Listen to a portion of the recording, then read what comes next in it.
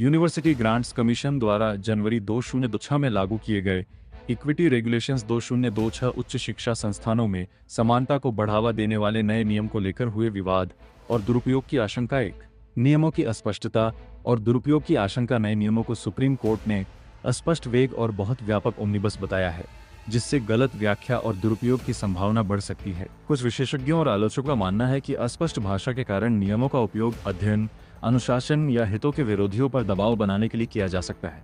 इसीलिए कोर्ट ने फिलहाल इन्हें लागू होने से रोक दिया है। 2, शिकायत प्रणालियों का संभावित दुरुपयोग। नए नियमों के तहत इक्विटी कमेटी और शिकायत निवारण केंद्र बनाए जाने हैं। आलोचकों का कहना है कि इनमें झूठी या दुर्भावनापूर्ण शिकायतों के लिए स्पष्ट दंड विधान नहीं रखा गया है, जिससे लोग व्यक्तिगत मतभेदों को शिकायतों के रूप में पेश कर सकते हैं। इससे शोध, कैरियर या व्यक्तिगत प्रतिष्ठा पर नकारात्मक असर पड़ सकता है। 3, सामान्य वर्ग की चिंताएं। कुछ छात्रों और संगठनों ने आरोप लगाया है कि नियमों में सामान्य जनरल श्रेणी के लिए प्रतिनिधित्व स्पष्ट रूप से नहीं है, जिससे नियम के तहत उनके खिलाफ दुरुपयोग या पक्षपात हो सकता है।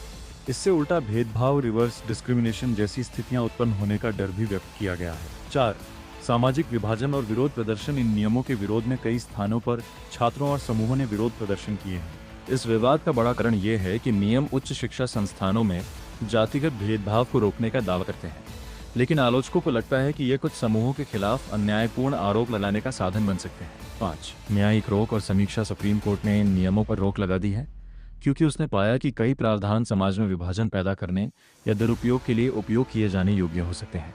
कोर्ट ने केंद्र और यूजीसी को आदेश दिया है कि नियमों की भाषा और संरचना पर पुनर्विचार किया जाए। यूजीसी रेगुलेशंस 2026 का उद्देश्य उच्च शिक्षा में समानता और भेदभाव निवारण है, लेकिन आलोचकों ने इसके कुछ प्रावधानों को अस्पष्ट, असंतुलित और दुरुपयोग योग्य बताया है। ऐसे नियमों में सुझावित सुधार, स्पष्ट परिभाषा और दुरुपयोग रोकने के लिए सुरक्षा तंत्र शामिल किए बिना ये दुरुपयोग के जोखिम को बढ़ा सकते हैं। सुप्रीम कोर्ट ने फिलहाल इन्हें लागू होने से रोका है और उन्हें संशोधित करने को कहा है।